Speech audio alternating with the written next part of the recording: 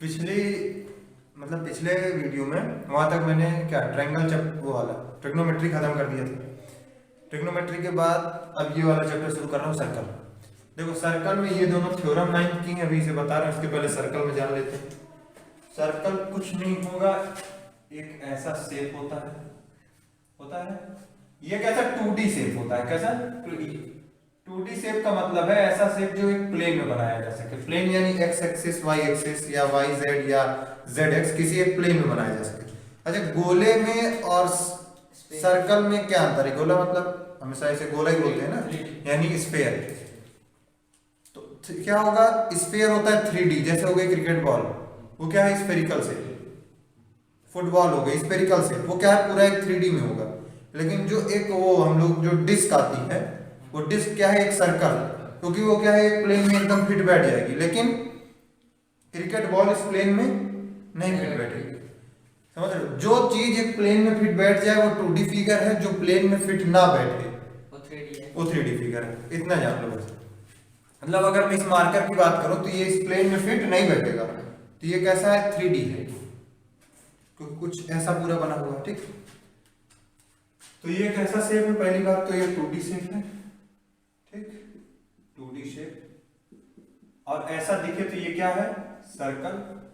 ठीक, सर्कल क्या होता है? किसी एक सेंटर के अबाउट, एक हम ले लेते हैं इसको, एक डिस्टेंस सेंटर के अबाउट मान लो हम इतनी डिस्टेंस खींचो, इसी सेंटर के अबाउट हर एक पॉइंट की डिस्टेंस, मतलब समझो इसमें हमने क्या इनफाइनाइट नंबर ऑफ पॉइंट ऐसे ऐसे ऐसे ऐसे ऐसे खींचते चलेगा, बिल्कुल इनफाइनाइट नंबर ऑफ पॉइंट। ऐसे कि एक पॉइंट यहां खींचा, अगला उससे सटा, अगला उससे सटा, अगला उससे सटा, मतलब पास जितना बेहतर उतना। समझ रहे हो? एकदम चिपका चिपका ऐसे पॉइंट खींचते चलेगा तो इनफाइनाइट नंबर ऑफ पॉइंट है। हर एक पॉइंट की डिस्टेंस उस सेंटर से, यानी उस एक पॉइंट जिसको मैंने सेंटर कहा O, वहां से डिस्टेंस होगी बराबर। अब क्या होता है? ये डिस्टेंस बराबर से जो हमने ये पूरी एक चीज खींची है, ये क्या बन गया? सर्कल। और ये जो बराबर डिस्टेंस है हर जगह, इसी को हम क्या कहते हैं? रेडियस। क्या? रेडियस। ठीक है, यानी एक रेडियस पकड़ के हर एक पॉइंट उतनी ही रेडियस के डिस्टेंस में है। रेडियस एक डिस्टेंस ही हो गई, उतने ही डिस्टेंस में, तो इसको हमने क्या कहा? रेडियस। तो अगर तुमसे कहे कि सर्कल में, सर्कल की पेरीफेरी में कितने पॉइंट है, तो कितने पॉइंट होंगे? Infinite number of points. समझ गए? जैसे एक लाइन बनती है तो इनफाइनाइट नंबर ऑफ पॉइंट्स है, वैसे ही एक सर्कल बनता है इनफाइनाइट नंबर ऑफ पॉइंट्स। ठीक है, अब रेडियस समझ में आ गई। इसी रेडियस को दुगना कर दो, यानी समझो हर एक पॉइंट से डिस्टेंस उतनी है, तो मतलब ये भी क्या होगा? रेडियस। और इसी को एकदम सीधा चीरते हुए निकल जाओ इस किनारे तक, तो हो गई डायमीटर। क्या हो गया? डायमीटर। डायमीटर कुछ ज्यादा ही बेसिक बता दे रहा हूं ना, कोई बात। फिफ्थ क्लास से एकदम नीचे से ऊपर तक तान दें। क्या हो गया? डायमीटर। डायमीटर अगर इससे बात समझ में आ गई तो इतना हो गया R और इतना हो गया R, और दोनों को मिला के हो गया 2R। अब समझो, एक से एक आदमी जीवन में पढ़ा है, समझ रहे हो? एक से एक आदमी जीवन में पढ़ा, सर्कल से ही तुम इसे खींचे, वो कहे तो फिर तुमने कहा कि एक इस किनारे से पकड़ो और इस किनारे तक खींचो, लेकिन सेंटर से पास होते हुए। ठीक है, तो हो गई डायमीटर। कोई कह दिया कि हम सेंटर का यूज नहीं करेंगे, समझ रहे? क्या करेंगे? सेंटर का यूज नहीं करेंगे, और हम इस किनारे से इस किनारे की एक लाइन खींच दिए जिसका सेंटर से कोई लेना देना नहीं। इसी को हम क्या कहते हैं? कॉर्ड। क्या कहते हैं? कॉर्ड। कॉर्ड क्या होता है? सर्कल के एक पॉइंट से दूसरे पॉइंट तक खींची गई एक स्ट्रेट लाइन, वो क्या होती है? कॉर्ड। ठीक है, अब समझो, क्या डायमीटर कॉर्ड नहीं है? मतलब अगर कॉर्ड की बात समझो, जो मैंने बताया कि सर्कल के एक पॉइंट से दूसरे पॉइंट तक सीधी खींची गई एक लाइन, वो कॉर्ड है। तो डायमीटर भी कॉर्ड है। तो डायमीटर यानी it is also a cord. यानी अगर ये भी कॉर्ड है तो क्या डायमीटर से बड़ी कोई कॉर्ड हो सकती है? तो क्या इसके आगे बढ़ोगे तो भी सर्कल ऐसे दबना शुरू हुआ है, इसके पीछे बढ़ोगे तो भी दबना शुरू हुआ है। समझ रहे हो? दबने मत जाओ। देखो, इधर भी दबना शुरू हुआ, इधर भी दबना शुरू हुआ, तो क्या हो गया, डायामीटर सबसे बड़ी कॉर्ड है, ये बात समझ में। अब अगर डायामीटर सबसे बड़ी कॉर्ड है तो अब एक सर्कल देखना, ये जो हमने फिर किनारे किनारे बनाया है इसको हम क्या कहेंगे, तो किसी भी चीज की, किसी भी 2D फिगर की जो बाउंड्री होती है उसी को हम क्या कहते हैं, उसका पेरीमीटर। बस समझे नहीं? तो यानी ये भी एक 2D फिगर है और इसकी ये पूरी एक बाउंड्री है। अगर ये इसकी पूरी बाउंड्री है तो इस बाउंड्री को हम क्या कहेंगे, perimeter. Perimeter of a circle. इसका कुछ फॉर्मूला भी होगा निकालने का, इसका फॉर्मूला होता है 2 पाई। ठीक है, अगले चैप्टर में काम आएगा, एरिया रिलेटेड टू सर्कल वाले, मतलब बात के बाद वाले में 12th वाला। तो अगर इसका पेरीमीटर है, 2D फिगर है, 2D फिगर ने कुछ जगह भी एक्वायर की रही होगी तो कुछ एरिया भी लिया होगा, तो ये जो जगह है पूरी उसका कुछ एरिया होगा। तो एरिया क्या होता है सर्कल का, पाई आर स्क्वायर। यहां तक एकदम सर्कल में एकदम बहुत नीचे शुरू हो गया ना, एकदम नीचे से समझना। ये एक सर्कल है, ठीक है, कोई बात नहीं, यहां से यहां तक आता है, याद दब जाता है, समझ रहे हो, सब कहीं ना कहीं दबा होता है तो परेशानी नहीं होगी। ठीक है, ये हो गया सेंटर। ठीक, अब मान के चलो मैंने एक कॉर्ड जो है यहां से यहां खींची, तो क्या ये सर्कल 2 हिस्से में हो गया, 2 हिस्से में हो गया। जब सर्कल 2 हिस्से में हो गया तो जो छोटा वाला हिस्सा होता है उस, देखो समझो, जो हिस्से होते हैं उनको हम कहते हैं सेगमेंट। क्या कहते हैं, सेगमेंट। हिस्से को हमने कहा सेगमेंट। तो जो छोटा हिस्सा हुआ उसको कह दिया माइनर सेगमेंट, और जो बड़ा हिस्सा हुआ उसको हम कह दिया मेजर सेगमेंट। तो ये क्या है, माइनर सेगमेंट। देखो मैं यहां से बहुत सारी चीजें आगे के लिए भी लेके चल रहा हूं 12th चैप्टर के लिए, ठीक है, तो यही समझते चलिए, वहां दोबारा बता दूंगा लेकिन कुछ दिमाग में रहेगा। इसके ऊपर जो है वो क्या है, मेजर सेगमेंट। Major segment. अब समझो क्या है कि जब तक ये कॉर्ड डायमीटर नहीं बनती, समझ लो, एक और सर्कल बनाता हूं इधर, जब तक ये कॉर्ड डायमीटर नहीं बनती तब तक एक माइनर सेगमेंट होगा और एक मेजर सेगमेंट। भाई यहां पहुंचा तो भी नीचे वाला माइनर, यहां पहुंचा तो भी नीचे वाला। लेकिन जिस समय ये कॉर्ड बन गई डायमीटर तभी भी 2 हिस्से हो रहे हैं। ऊपर वाला क्या होगा, सेगमेंट। नीचे वाला क्या होगा, सेगमेंट। क्यों, क्योंकि दोनों बराबर है। अब दोनों सेगमेंट है तो इसी आधे हिस्से को हम क्या कह देते हैं, सेमी सर्कुलर रीजन, क्योंकि सेमी सर्कल, भाई सर्कल का आधा सेमी सर्कल, तो ये क्या होगा, semi circular region. Semi circular region. उसी तरह ये नीचे वाला क्या हो गया, सेमी सर्कुलर रीजन। ठीक है, आगे देखो, सेमी सर्कुलर रीजन बन गया, सेगमेंट जान गए, एरिया सब तो पता हो गया। अब आगे चलते हैं। मान के चलो ये एक सर्कल है, मान के क्या चलो, मान ही लो, बन तो रहा नहीं अब कि इधर से बड़ा हुआ है, पर ये है सर्कल। मानो या ना मानो, समझना है तो समझ लो, गरज तुम्हारी है, मैं तो ऐसे ही बनाऊंगा। ये सेंटर हो गया, सेंटर से पेरीफेरी पे, इसको कहते हैं पेरीफेरी, ये फिर बाउंड्री जो भी कहो, पेरीफेरी तक जो लाइन होती है उसी को हम क्या कहते हैं, रेडियस। अब कोई आदमी यहां से इसको पकड़े और एक पेरीफेरी पे लाइन खींच दे यहां, तो ये भी हो गई रेडियस। तो क्या सर्कल का इतना हिस्सा बन गया, बन गया।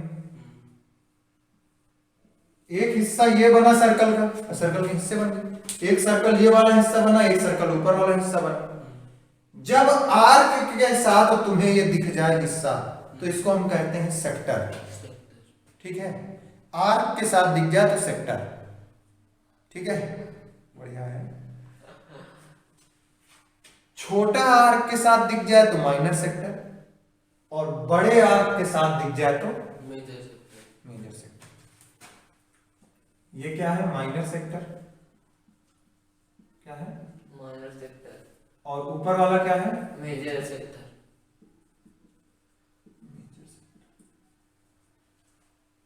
एरिया ऑफ सेक्टर क्या होता है? इसको बहुत अभी नहीं जानना है, 12वें चैप्टर में बताऊंगा, बस हल्का हल्का दिमाग में डालते रहो जी। क्या होगा? Theta pi r square theta upon 360। अभी कॉपी में लिखना तो इसको लिख लो, अभी बस इतना ही जानना है, इतना बहुत। तो क्या होता है? Pi r square theta upon 360। Theta वो वाला एंगल जो एंगल ये सेक्टर बना रहा होगा, मान के चलो इस सेक्टर का बता रहे हो, तो ये वाला एंगल क्या है? थीटा। तो ये थीटा अपॉन कितने में से? 360 में से, ठीक है। तो पाई आर स्क्वायर थीटा अपॉन 360, ये होता है एरिया ऑफ सेक्टर। अब यहां पे एक चीज आती है, क्या? टेंजेंट।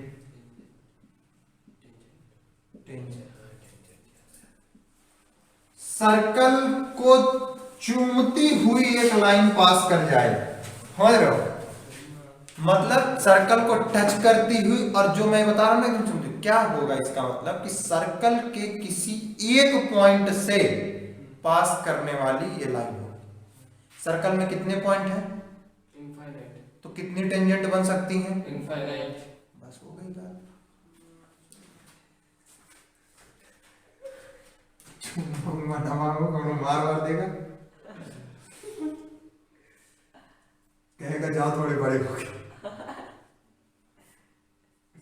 ठीक, ये लाइन एल है, ठीक।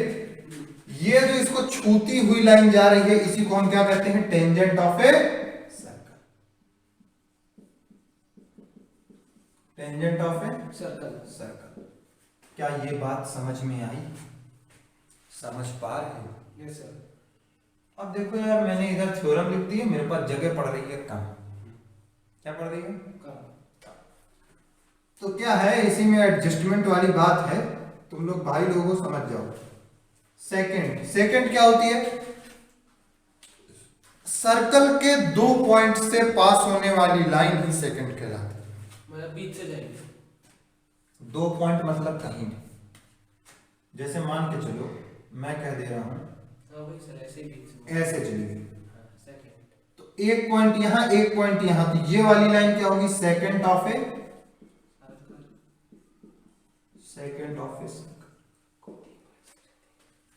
बस समझ। एक स्ट्रेट लाइन कभी भी सर्कल के 3 पॉइंट से पास नहीं होगी, ठीक है? हाँ, क्यों? क्योंकि अगर वो स्ट्रेट लाइन है तो कोई 2 ही पॉइंट यहां उसको कट करते हुए दिखेंगे, बात समझ में आएगी? तो सेकंड ऑफ ए सर्कल। एक बात होती है पॉइंट ऑफ कांटेक्ट। क्या? Point of contact. जिस पॉइंट से सर्कल चुम्मा लेके गया। बहुत सही। जिस पॉइंट से सर्कल चुम्मा लेके जाए, ठीक है? कौन लेके जाए? वो लाइन, समझ रहे हो? और एक पॉइंट ऑफ कांटेक्ट हम वहां पे भी कहते हैं, देखो जैसे ये ऐसे जा रही है, ये है पॉइंट ऑफ कांटेक्ट, और जहां से ये रेडियस को मिलेगी, रेडियस हमेशा टेंजेंट के परपेंडिकुलर होती है। क्या? परपेंडिकुलर। रेडियस हमेशा टेंजेंट के परपेंडिकुलर होती है, ठीक? तो ये टेंजेंट हो गया, जिस जगह पे ये दोनों आपस में मिल रहे हैं, इसी को हमने क्या कहा है? Point of contact. क्या ये बात समझ में आई? तो अब देखो, तुम सर्कल में सब जान गए, तुम वो भी जान गए जो मैं भी कल तक नहीं जान रहा था, ठीक है? समझ रहे हो? क्योंकि बताते बताते मुझे भी पता चलता है कि मैं इतना जान रहा हूं सर्कल के बारे में। ये 9th की थ्योरम है। 9th की थ्योरम क्या कह रही है? Equal cord subtended equal angle at the centre and vice versa. यानी क्या होगा कि अगर 2 कॉर्ड आपस में इक्वल हैं, तो सेंटर से वो जो एंगल बनाएंगी वो भी इक्वल बरोबर होगा। क्या होगा? बरोबर होगा। देख, ये है सर्कल, क्या है? सर्कल गोला। गोला। गोला नहीं सर्कल है, गोला तो स्फीयर होता है। बहुत सही। वो डिस्क बोलो उसको। डिस्क। मान लो ये एक कॉर्ड है, बोलो मान लिया, मान लिया। ठीक है।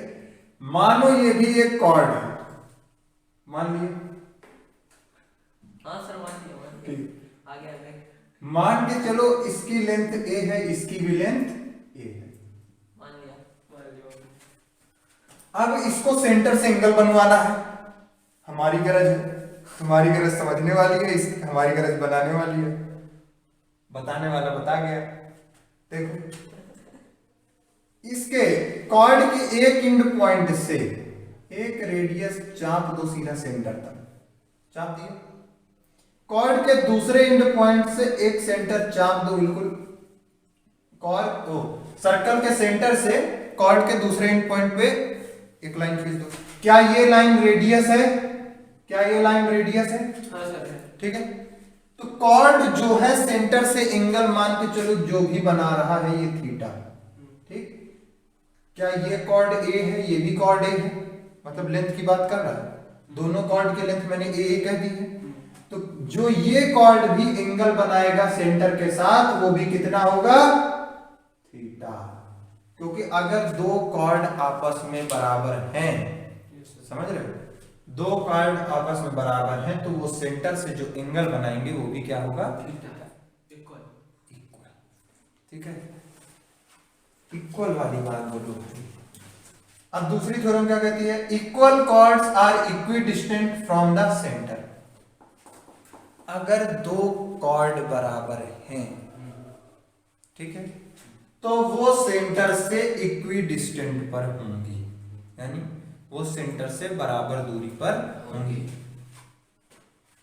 समझो, वैसे इसको तुम ऐसे ही समझ सकते थे।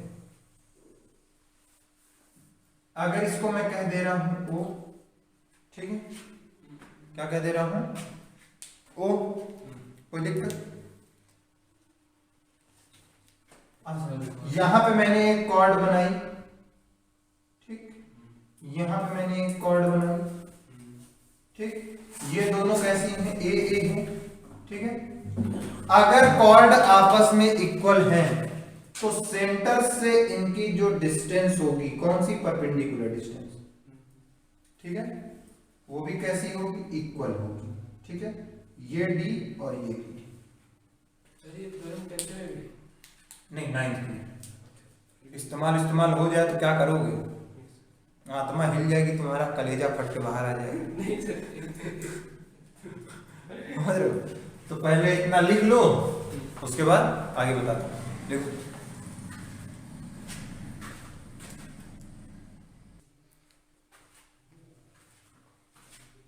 देखो पुराना लिख लियो। अब इसके बाद देखो, इसको देख लो क्या है। इसको हटाओ, मैं यहां से बता दे रहा हूं क्या है। देखो ये एक सर्कल होगा, एक सर्कल में अगर सेंटर से किसी कॉर्ड में परपेंडिकुलर गिराओगे, क्या सेंटर से किसी कॉर्ड में परपेंडिकुलर गिराओगे, मान लो इस पॉइंट को मैं कह दे रहा हूं PMN, तो क्या होगा? PN is equals to NM। क्या समझे? कि अगर सेंटर से परपेंडिकुलर किसी कॉर्ड में गिराओगे तो वो कॉर्ड को दो बराबर पार्ट में काट देगी, यानी बाइसेक्ट करेगी। ये बात ठीक है। उसी तरह अगर कोई परपेंडिकुलर लाइन कॉर्ड से निकालते हुए लेके जाओगे तो कहां से पास होगी? सेंटर से। अच्छा उल्टा मतलब सेंटर से अगर कोई परपेंडिकुलर गिराओगे कॉर्ड में तो कॉर्ड दो बराबर हिस्सों में पड़ जाएगी।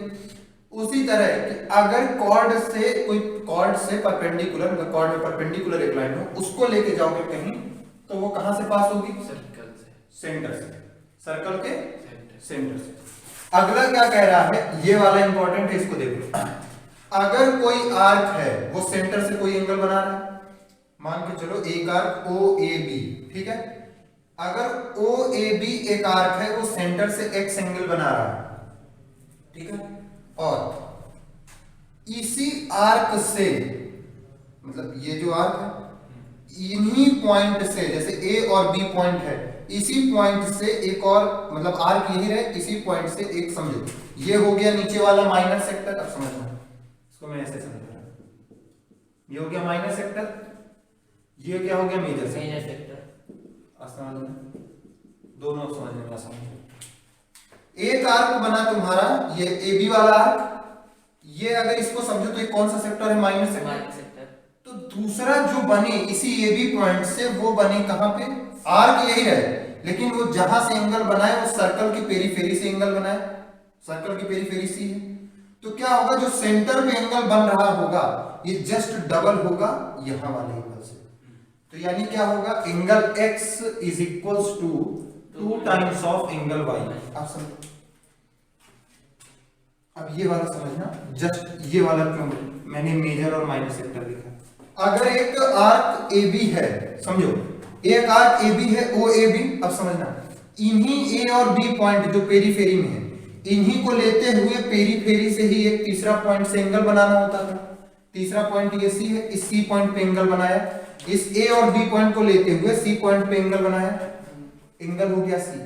अगर कभी भी पेरीफेरी पे ये जो एंगल बन रहा है यानी सी पॉइंट मिल रहा है, अगर वो माइनर सेक्टर पे है, तो तुम्हें जो ये ओ वाला एंगल है ये रिफ्लेक्स एंगल लेना है। मतलब फिर ये वाला एंगल ना लेके तुम्हें ये रिफ्लेक्स एंगल लेना है। और रिफ्लेक्स एंगल क्या है, x। तब ये x किसके बराबर होगा, 2 टाइम्स ऑफ y। तो angle x is equals to 2 times of y। समझे कि अगर माइनर सेक्टर में ही ये चीजें बन रही हैं, मतलब ये c वाला एंगल माइनर सेक्टर में ही बन रहा है, तब ये एंगल कहां से लेना है, रिफ्लेक्स एंगल। समझ गए ना, रिफ्लेक्स एंगल। बस इतनी सी बात तुम ना समझे थे। आगे देखो थ्योरम क्या कहती है, ये वाली थ्योरम देखो। अगर बस इतनी सी बात तुम ना समझे थे। आगे देखो थ्योरम क्या कहती है, ये वाली थ्योरम देखो। अगर कोई एक कॉर्ड है, उस कॉर्ड से ही, मतलब उसके एंड पॉइंट से एक लाइन ऐसे खींचो, इसके इधर खींच दिए कोने में, मतलब इसके एक एंड पॉइंट से दूसरे एंड पॉइंट पे ऐसे सर्कल के पेरीफेरी से टच कराते हो। उसी तरह एक तुमने ऐसे खींच दिया डी वाले पॉइंट को टच कराते हो यानी पेरीफेरी पे। तो ये जो दोनों एंगल होंगे, ये दोनों एंगल कैसे होंगे, आपस में इक्वल। मतलब अगर सेम कॉर्ड से एंगल बना रहे हो और वो एंगल कहां से, पेरीफेरी पे टच होने चाहिए, जो पॉइंट है वो पेरीफेरी पे टच होना चाहिए, सर्कल के बाउंड्री पे, तो ये दोनों एंगल आपस में कैसे होंगे, बराबर। अब ऐसा नहीं कि ये यहाँ सर्कल के यहाँ टच करे, थोड़ा नीचे टच कर गया तो एंगल बराबर नहीं होगा। बस उसी तरह बात करता है कि अगर यहाँ पे दो एंगल आपस में इक्वल बन रहे हैं और ये दोनों पॉइंट सर्कल में हैं, तो क्या होगा, जो चारों पॉइंट है तुम्हारे ए बी सी डी, ये चारों पॉइंट कैसे हैं, ये चारों पॉइंट सर्कल के पेरीफेरी पे लाई कर रहे हैं। ठीक है, नहीं समझे, कोई बात नहीं। इसमें समझे, कॉर्ड ये है, ये कॉर्ड बनेगी तो सर्कल के ही पॉइंट से बनेगी, सर उसका रिवर्स है, उसी का रिवर्स है। समझ गए, ये कॉर्ड है, इसके पेरीफेरी से बन रही है, पेरीफेरी, ये दोनों भी इसके पेरीफेरी में, मतलब सर्कल के बाउंड्री पे एक ही जगह से बने और एंगल बन रहे हैं तो एंगल इक्वल होंगे। उसी तरह अगर ये एंगल इक्वल है तो चारों पॉइंट कहां पे हैं, सर्कल पे हैं। बात समझ में आ गई। एक साइक्लिक क्वाड्रिलेटरल जिसके चारों पॉइंट्स कहां हो, सर्कल की बाउंड्री पे। ठीक है, तो अपोजिट एंगल का सम होता है 180 डिग्री। क्या समझे, अपोजिट एंगल का सम होता है 180 डिग्री। और जो सबसे पहली वाली बात बताई थी कि अगर सर्कल के सेंटर से कोई लाइन कॉर्ड पे अगर गिराओगे परपेंडिकुलर, तो उसको क्या करेगा, दो पार्ट में बाइसेक्ट करेगा। ठीक है, एक तो ये बात मैंने यहां बताई थी, और एक बात जो सबसे पहले कौन सी बताई थी, वो वाली पॉइंट ऑफ कांटेक्ट वाली, कि कोई टेंजेंट अगर जा रही है और सर्कल के सेंटर से अगर रेडियस वहां पे गिराओगे, जिस पॉइंट पे, ऐसे समझो, अगर ऐसे नहीं समझ पा रहे होगे तो वैसे समझ गए होगे, अगर इस पॉइंट ऑफ कांटेक्ट पे जहां पे ये सर्कल को टच कर रहा है और सर्कल के सेंटर से ही इस पॉइंट ऑफ कांटेक्ट पे अगर तुमने रेडियस गिरा दी, तो ये रेडियस टेंजेंट पे परपेंडिकुलर होगी। ये तुम्हारे क्लास 10th में है। ठीक है, तो इंट्रोडक्शन हो गया समाप्त। अब इसके बाद हमें करनी है एक्सरसाइज। तो यहाँ तक जो समझ में ना आया हो कमेंट कर देना, मैं बता दूंगा। धन्यवाद।